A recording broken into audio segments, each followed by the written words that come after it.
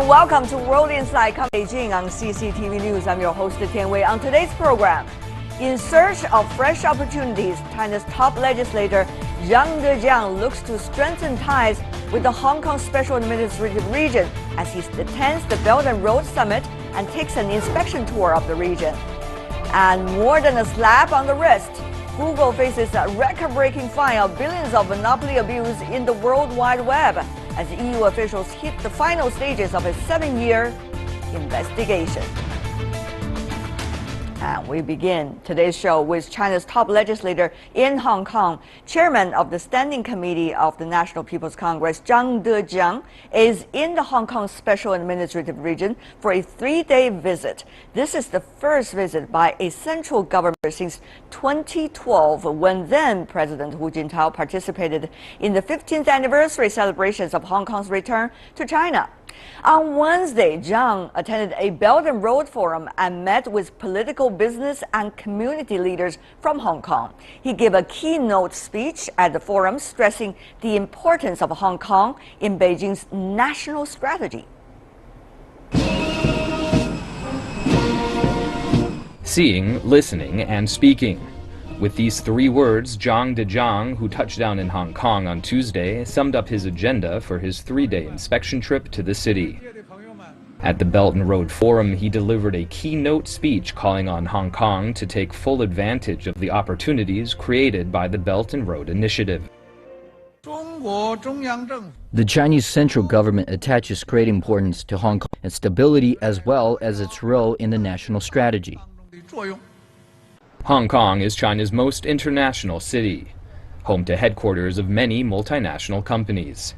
Connecting the Chinese mainland to Southeast Asia, Hong Kong is well placed on the One Belt, One Road initiative.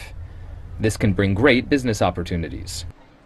In the coming weeks, authorities are expected to announce a direct link between the Hong Kong and Shenzhen stock markets, providing international investors with their first direct access to mainland stocks. Making it easier for investors to access and exit mainland markets is key to advancing China's economy. Most people see One Belt One Road as something driven by the government, driven by the large state-owned enterprises. One way or another, when it needs to be sustainable, it has to be supported through a market discipline, as well as supported by international or more different countries' participation. And Hong Kong provides that platform for market operation for international participants. However, various have been held in recent years, some escalating into mass incidents, such as the illegal Occupy Central movement in 2014 and the Mong Kok riot this year. It has led to a steep fall in the number of visitors from the mainland. Hong Kong has gained huge benefits from the growth of the Chinese mainland. With the ongoing makeover of China's economic model, working it out could be a challenge. For more discussion about Hong Kong's future and its relations with the mainland, we're joined here in the Beijing studio. Professor Wang Yiwei, who is the director of the Center for EU Studies in China's Renmin University, has been specializing in Belt and Road Initiative research for quite some time. Welcome, Professor. And also joining us from Hong Kong, we're having Honorable Priscilla Lang Mei Fang, who is a legislative counselor of the Hong Kong Special Administrative Region. Welcome as well. First of all, let's go through some of the points made by Mr. Zhang, who is the 3rd highest official coming from mainland, the government. He talked about one country, 2 systems. Ms. Lang, the word he's using is, it is actually precious, not come easily, and deserve pride and protection. The question is, does Hong Kong, or many people in Hong Kong, understand the significance of this interesting system, which is one country, 2 systems? Do they take pride in it? And how are they making use of the 50 years, one country, 2 systems? I think we have to acknowledge that one country, 2 system is very unique in the world. And Mr. Zhang Dejiang, in fact, in both of his major speeches in Hong Kong, have emphasized that one country, two system has been proven to be a success. Of course, there are also some in-depth problems in Hong Kong. However, it actually need a lot of experience to prove with efforts and also with the determination of Hong Kong people internally to put aside our internal conflict in order to make one country, two system more successful. And he has the confidence in it. In fact, among these two speeches, he actually emphasized the strength of Hong Kong and also recorded why in 1990, when the Basic Law was passed, and in 1997, Deng Xiaoping at that time agreed to give one country, two systems to Hong Kong. We are also joined right now by Mr. Mervyn Chang Man-ping, who is chairman of the Hong Kong Education Policy Concern Organization and also school administrator at the Hong Kong University of Science and Technology. Professor, welcome to our program as well. What do you make from an educator's perspective and longtime citizen of Hong Kong, of course, of this one country, two system? This is not an abstract question I'm asking here. It is rather a very vivid question because that's concern about every life in Hong Kong.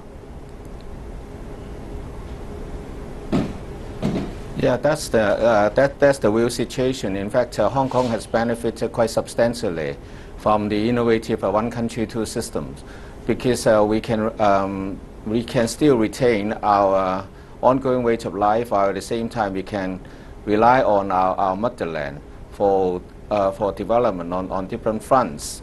And this is the first of its kind of a political system around the world, and we are quite fortunate to have that. This is an interesting thing, Mr. Zhang. You just use word rely, a verb. There has been a lot of debates about whether Hong Kong should rely on the mainland and motherlands for its future progress. There has been debates Hong Kong should maintain its own identity. So what about, on the one hand, economically so closely linked to the mainland and even to a certain extent relying on the mainland in some sectors, while on the other hand, try to maintain its own identity, which is also being commented by Mr. Zhang Dejiang? Yeah. Can I? I think Zhang? It's totally unrealistic. Yes, speaking.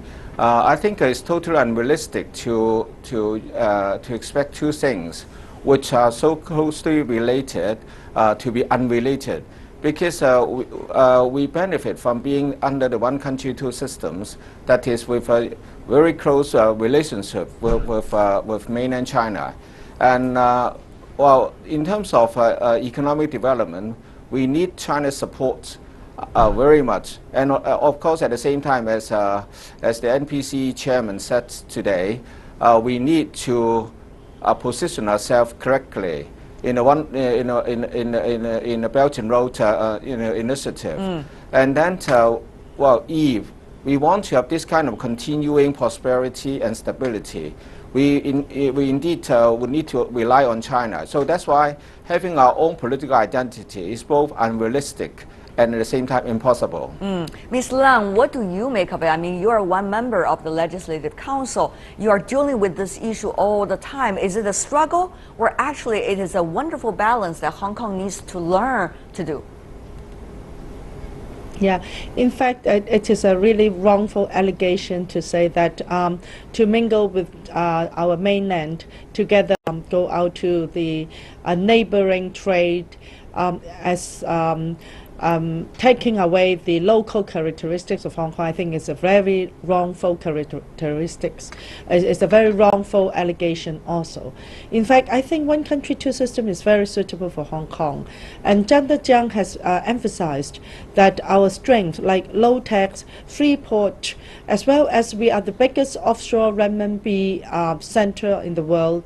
And he also emphasized that we have a very established system of the rule of law, and also very, very good professional services. And actually, he is encouraging Hong Kong people to make use of this existing strength and to make use of this Belt Road strategy of China. this is something he wants to encourage. And in particular, he emphasized that one country, two systems is not something antagonistic with the local characteristics of Hong Kong. In fact, it's vice versa. One country, two systems is to treasure the characteristics of Hong Kong as an international city at that time, and at the same time, they would like Hong Kong to be protected by China, and also to mingle with China's strength in order to biggest competitiveness in the world. I see. So this message is very clear this time. Professor Wang here in Beijing. In his speech, Chairman Zhang Dejiang from the National People's Congress, also China's legislature, talking about two concepts that he said has to be very much distinguished. One is a big word called secessionism. The other is localization and localism. He is suggesting that localism in any place should be encouraged, including in Hong Kong. However, it should not be the case that people are practicing secessionism in the name of localism. It sounds abstract, an argument, but in fact, if you look at Hong Kong over the past few years, it's pretty much a viable argument looking at this real situation, Professor Wang. Yes, we talk about one country, two systems, but this is of Hong Kong. But there's no one people, two citizenship. Hong Kong citizen is also Chinese citizen. They should respect the Chinese constitution, of course, the for of the law of the Hong Kong. So this is a misunderstanding about the one country, two citizens. The many difficulties for the transition of the Hong Kong in discovering the new competitive advantage, because globalization is not running so well. As a global city, Hong Kong also has difficulties. Sometimes Chinese economy also is in a dramatic transformation from export and to service, and also to open to the Belt and Road countries, and those countries also open to China. So Hong Kong, I think this maybe some people say is the last opportunity to rediscover its potential privileges, and also reshaping the competitive advantages to in Chinese open reform. But whether it is the last opportunity or not, it is an exaggeration or not, that's one question. But the thing is, Mr. Zhang in Hong Kong, whether Hong Kong will be able to jump on this bandwagon of China's strategy, which is the Belt and Road Initiative, be able to reshape itself into one very eligible center or still of Asia, given the fact many cities across Asia, including on the mainland, has been prospering over the past few decades. So what could still be Hong Kong's advantages? Will Hong Kong identify those and make full advantage of those? That is the question. Mr. Zhang, do you think in any way the current pace of Hong Kong, debates in Hong Kong, processes in Hong Kong, preventing in any way for Hong Kong to clearly identify its potential? What do you make of democracy vis-a-vis efficiency and also clear-mindedness? Well, I think all along Hong Kong's advantage lie in the economic aspects of our developments. Democracy is, I think, is quite is something that is too weak to us, because our existence since the colonial days till now and well in the future will hinge very closely on the degree of success with our economic development, how people's living standards can be improved continually, and how our trading and also financial advantages and development can be, can proceed uninterrupted. Now, if we try to pursue democracy to such an unrealistic extent that it hampers our development as a financial center, as a trading center, as also a center for logistic support for different kinds of economic endeavors, I think Hong Kong will respond to finish. So I think the NPC chairman has said rightly that we have four advantages in terms of geography, humanistic, cultural side, as well as our professional support services and all these things. And we should take advantage of the strengths that we already have and try to move into areas under the Belt and Road Initiative undertaken by China. Now, in fact, without the Belt and Road Initiative, how can we, Hong Kong by itself, go into those markets which are developing and in good time will become thriving? Right. Now already our Trade Development Council has been making quite a lot to go into those markets, but apparently with little success. So without China's initiative, for the Belt and Road, how can we start our journey into this potential markets? All right. But having said that, though, very important debates that need to be taken place inside Hong Kong itself as to specifically how, who to work with, for what purposes, until when. Those are very concrete plans that Hong Kong needs to come up with itself. But on the other hand, Professor Wang, let's just be frank here.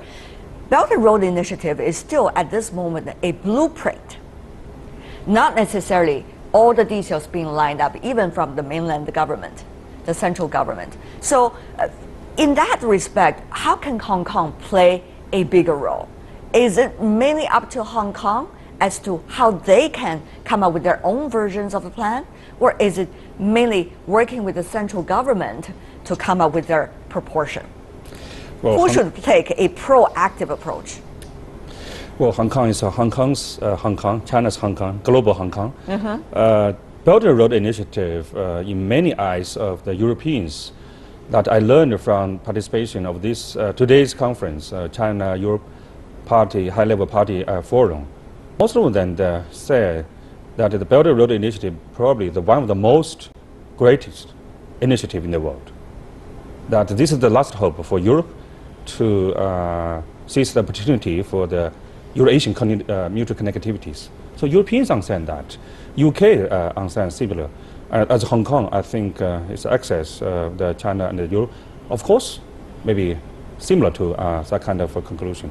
So I think Hong Kong, they still have many advantages and potential privileges, because as a global financial center and a service professional center, that China need to invest in the Belt and Road countries, they need information, professional support, and then most importantly, I think financial market. If Hong Kong join AIIB, I think definitely will help a lot. Right. Well, those are certainly many important details, but having said that, though, whether it's Belt and Road Initiative or other kinds of mechanism Hong Kong aspires to join, one of the things that's very necessary is the confidence that the Hong Kongers have about Hong Kong. So, Ms. Lang, you've been dealing with these, citizens' issues a lot. So let me ask you, there has been a lot of myth about where Hong Kong's economy is. A lot of myth also about the unemployment rate of Hong Kong. They are saying young people cannot find jobs anymore. Last time I checked, though, the unemployment rate was under 5%. That's pretty good compared to many other developed economies around the world. So where does that myth come from? How are these kinds of myths, in a way, quote unquote, influencing the mentalities of Hong Kongers? And how should we let people understand what the realities are? Ms. Lang. Yeah, in fact, Hong Kong is a very lovely island. We do have a lot of assets that nowadays there is some people in Hong Kong who have not appreciated. I think communication and also a discussion is very important. But under this home country Belt Road Initiative, in fact, I believe Hong Kong people is like that. Where there is a will, there's a way. In fact, we have a lot of strength, but many people underestimate our own strength and only complain. And so this is a mindset problem now in Hong Kong. And I believe if we actually can present a true picture to some of the Hong Kong young people who may not be who have never visited China, who may not visited any other countries in the world, and they don't have that kind of comparison, how good now actually Hong Kong is. Of course, Hong Kong is a capitalist place. We do have differences and discrepancy between the poor and the rich, and we are also making improvement of our social welfare system. However, Hong Kong's success relies on the determination of Hong Kong people ourselves, how to make full use of opportunities. And these opportunities now are before us. The Belt Road Initiative actually is very great for Hong Kong because Hong Kong infrastructure is ready. For example, arbitration, dispute resolution center, our professional and accountant services, and also to help the game of the Asia Infrastructure Bank. That is a very, very, very, very wonderful new rule of game in economy. So I believe now some people still do not grasp the whole concept of Belt Road Initiative. They think it is just a political concept, but in talking about a lot of opportunity in economic development, trade relationship, joint ventures, and also many other opportunities. And the list goes on. Yes, indeed. I can tell that when it comes to Hong Kong's future, both the Hong Kongers we invited are very passionate about this.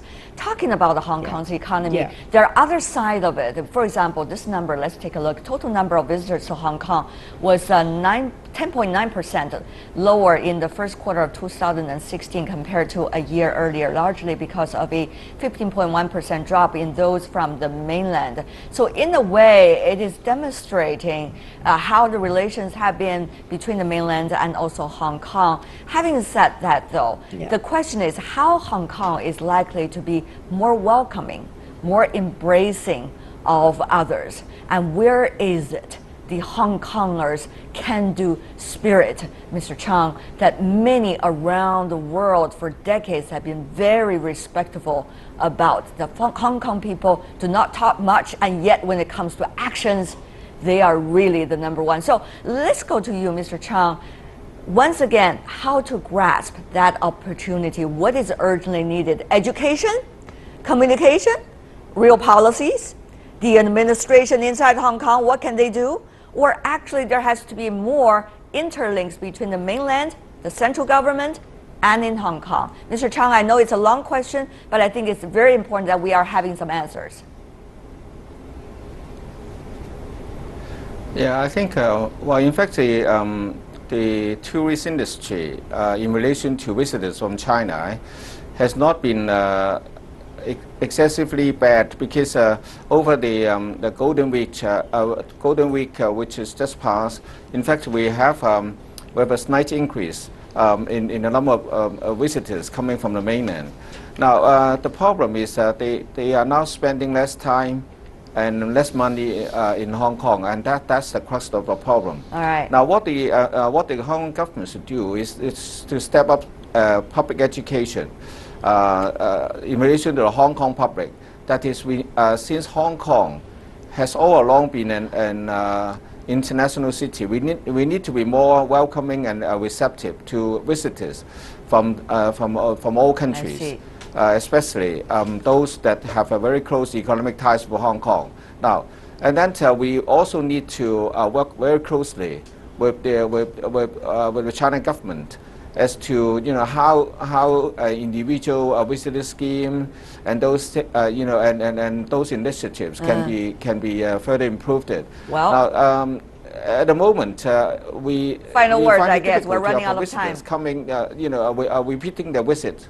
Final Okay. words. Final words. Well, so I think all along the situation, well, let's work together with the Chinese government, and at the same time, the Hong Kong government to try to improve our publicity efforts in order to prove that we are all welcoming to right. visitors. Thank you very much. Professor Wang, one final word from you also. Well, Hong Kong can attract more tourists from China if they let gentlemen use the central government, not the Chinese government. Well, it's terminology. It seems that also reflects certain kind of mentalities, but I'm sure with time changes, things will be very different. Wang Yiwei, Priscilla Lang Meifang, and Mervyn Chang Man-Ping, thank you so much. Really appreciate it. Thank you. Stay with us here on World Insight. We got our final segment coming right up. A heavy price to pay the EU is to set up a slap, a record-breaking fine of billions on Google for the monopoly abuse of its web search engine after 7 years of investigation.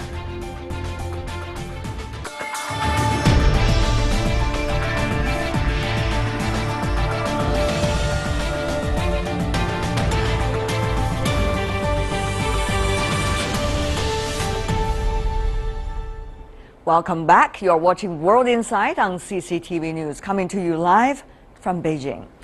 The European Union has accused the Google of promoting its shopping service in its online search engine at the expense of rivals in a case dating back to the year 2010. Now, 7 years into the case, Google could face a record-breaking fine of around 3 billion euros from the EU in the coming weeks.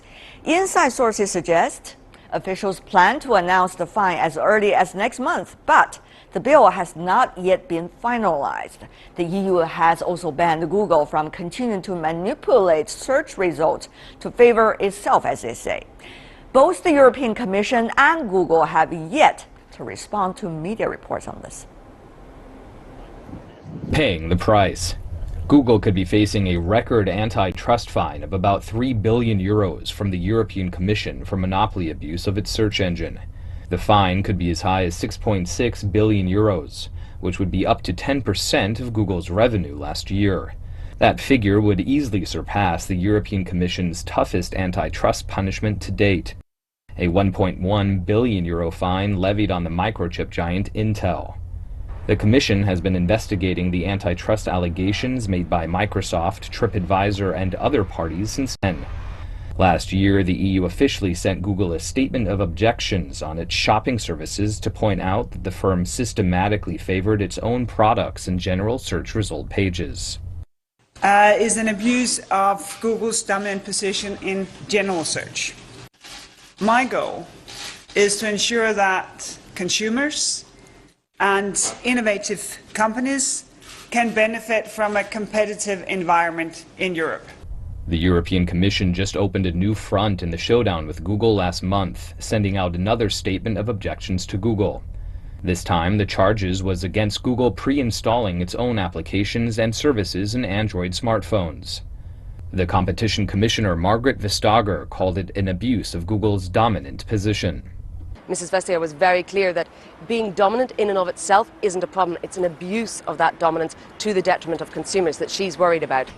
Google is not the only tech giant that Brussels is disputing with. Amazon and Apple are also under EU antitrust investigations. No doubt, Google's heavy fine will set a high benchmark in the EU's battle with the other Silicon Valley giants. Well, for more on the discussion of debate, to say the least, between Google and the European Union, I'm joined here in the Beijing studio. Andy Mock, who is Managing Director of Repagoda Resources. Welcome. Also in Wang Yi, we're joined by Mr. Ernest McDuffie, founder of the Global McDuffie Group. Welcome as well. So, what is the problem? Is it a monopoly or the so-called abuse of monopoly, which is antitrust? Mr. McDuffie. Well, it's surprising that this is happening in Europe and not at the same time happening in the United States. There are pretty strong antitrust, anti-monopoly laws in effect here as well. I understand that Google has about 65% of the search market in the US and about 90% of the market in Europe.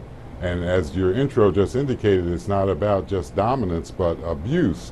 So, not being a lawyer and not being familiar with the exact how they define abuse, it would be interesting for me to see, what the actual definitions are and how they came to that determination. I saw a report that said companies that weren't part of the Google saw increases of some 227% in their flow traffic to their website because of their participation in Google search. I don't see how that is abuse.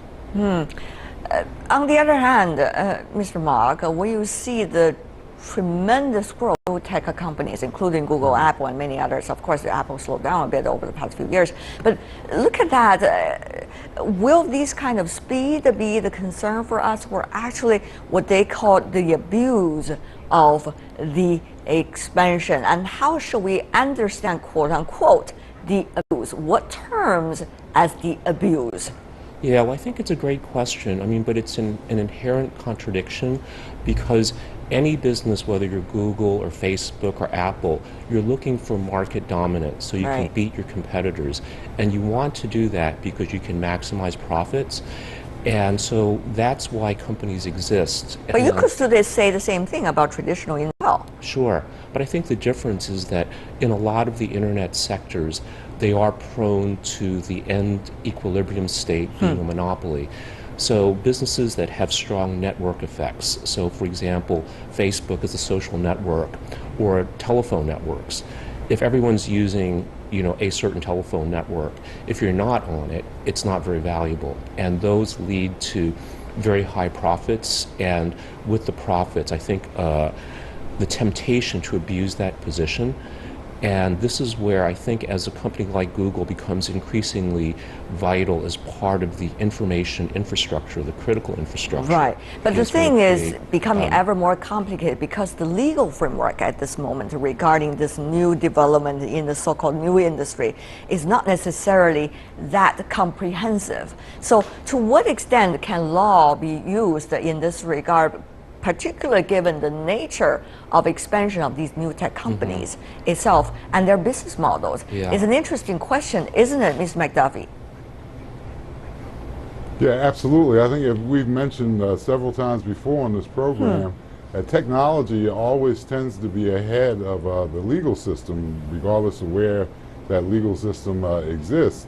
It's very difficult for lawmakers and policymakers to stay technologically current on what's happening there and that make their laws relevant in a meaningful way. Yeah. On the other hand, you are seeing that the EU is only suing Google, at least for the moment, and not necessarily Apple, which is also having a huge proportion of the market everywhere in the world, including inside the EU. So how should we understand the distinguishes between these two? Of course, you could say one abuses, the other didn't. But once again, what is the interpretation of abuse, Mr. McDuffie? So, that's my question. I really don't understand how they determine that one's being abusive and one isn't. Just as you just pointed out, both have dominant market shares, and both would say that they're not doing that. So unless someone is able to explain to me, what the criteria is that they're using to define abuse, there's no way for me to give some kind of judgment on that. Well, Ms. McDuffie, let's just say, I don't know the answer. However, I do know certain aspect of the answer provided by the EU. One thing that they say there has been abuse of the monopoly or of the market occupancy by Google is because it is lack of what they call neutrality and objectivity when it comes to the search engine part of Google. And therefore, what they are suggesting is the search result coming from Google is not necessarily 100% reflect Google as a neutral search tool for anyone around the world. So what about that? Well, I think that's neutrality and objectivity is something that can be objectively measured, giving certain statistical studies. So I mean, that should be pretty cut and dry. If there's a metric that says, if you're above this line, you're not being objective anymore, that should be provable one way or another. It shouldn't be a matter of opinion. I think you get into trouble when the policy uses terms like that but doesn't adequately define what those terms mean. Here's the thing. One little fact that I could find, Mr. Mark, is that Google, back in the year 2015, last year, they got 74.5 billion US dollar income. And most of them are coming from advertising. Sure, 90%. And of course, yes, 90%. Yep. And we all know the advertising mainly is from the search engine part of the services. So if advertising is so much a number from the search engine, can we 100% sure whether these kind of advertising is not necessarily abuse of the search engine's nature? That's, I think, one interesting question. We face similar question here in China with Baidu earlier running into problems. So here, I think it's a fundamental question facing many of the search engines, and Google being the biggest certainly should have an answer. Well, I think there's an important distinction between Google and Baidu, because while they're both search engines, Google holds itself out to the standards of a Western media organization in that they talk about don't be evil. And in their world, there's also a very clear separation between so-called church and state, between the journalism side and the advertising side. Well, that's what they claim, at least. But of course, the EU finds it a problem because this, what they suggest is they are not necessarily doing so. So I'm now trying to do a comparison between Baidu and Google, but rather what I'm saying is in every country, it seems there has been a problem about the so-called neutrality of search engines. So fundamentally, what should that be for search engine as big as Google? Well, I don't know that there's necessarily a problem. I think that if Google follows what it says it's doing, by distorting its search results in favor of Google Shopping, in a way they're kind of being as evil as possible in their frame of reference, because in an information business, if you're relying on objectivity, how Apple's different is that Apple doesn't say rely on us for the information we give you. They're just saying we deliver magical user experiences. If you don't like our iPhone, you could buy Samsung's or you could buy Xiaomi. But the issue here, I think, is that people rely on Google to deliver unbiased results. And what the EU has discovered is that that's not the case.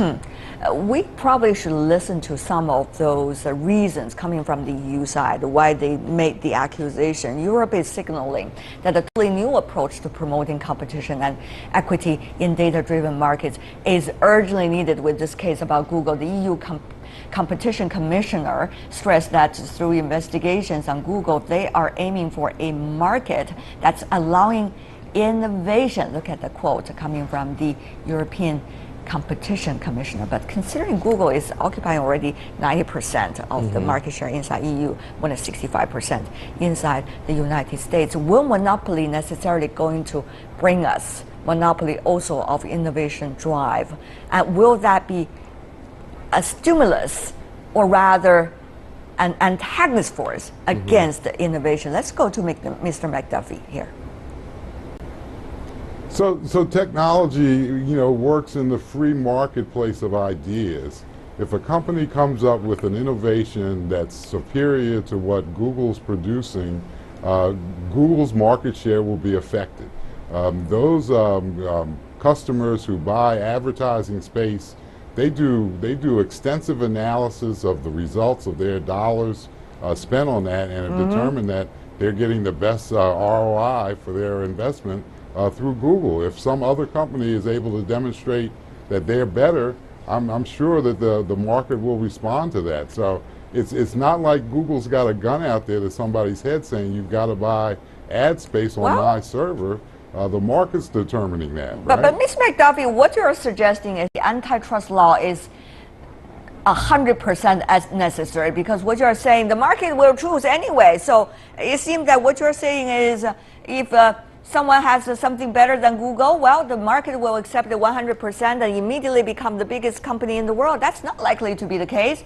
The biggest company, they still got the biggest money power, they got the investment tools, they've got the market share, and they've got the ways to prevent those from competing with them. That's just a reality. So let's face this reality, Ms. McDuffie, and help us to understand what is going to be the future of these kind of search engines.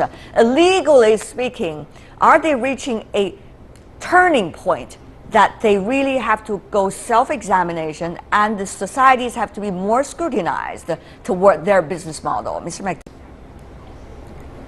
So you may be absolutely right in what you said. I'm sure there are forces at private companies that would do anything, you know, to protect their market share and to increase that and to stifle competition. But, you know, as a consumer, you know, I have access to every search engine in the world. And I use any search engine in the world whenever I want to. It doesn't cost me anything. So, you know, there's no leverage being except for the results that I get when I use those engines. So, and I go back to the same issue about if they're doing something illegal, why aren't they being drawn into court in the United States? I mean, we take those kind of antitrust laws very seriously. We broke up Ma Bell, the big telephone monopoly back in the day. And I mean, we do those same kind of things. So again, I'm not a lawyer and I don't know what the you know, the standards are for their, me, if they're really doing something illegal, they'd be being charged in courts around the world. I think the underlying meaning of Mr. McDuffie's words is that is the Europeans trying to pick up a fight against the U.S. companies, only because U.S. companies have quite an occupancy of the market share. Is it fair an accusation? I'm not so sure it is, but I'm also very puzzled that if this is meant to increase innovation, because Google's market share dominance might actually give it the resources to be more innovative. You know, it depends on the kind of innovation. I think the key is protect predatory pricing, and that's, you know, to me that makes more sense for the fine against Google. Well, I'm sure that legal battle will go on as the debates more evolved around the world. We'll see what will happen, but there's certainly more debates about this is likely to be healthier for our future when it comes to these emergence and expansions of new technology companies. Thank you so much, gentlemen, for being with us. Ernest McDuffie joining us from Washington, D.C., Andy Mock here in Beijing. Appreciate it. That is all the time we have for today. If you'd like to see more of a program, visit our website. Just type in World Insight CCTV News into your search engine. You'll be able to find us. Or you can also check out our YouTube channel. From me, Tian Wei, and everyone at the World Insight team, thanks for watching, and tune in again tomorrow for more insights from across China and around the world. Good night.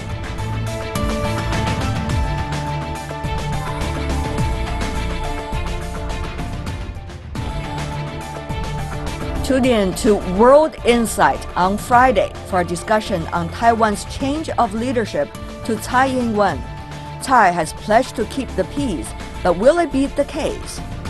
After that, we're going to sit down for an interview with the director of the United Nations Population Fund on the organization's work to assist government to educate, empower, and employ young people. Okay, this is important, but how to do it?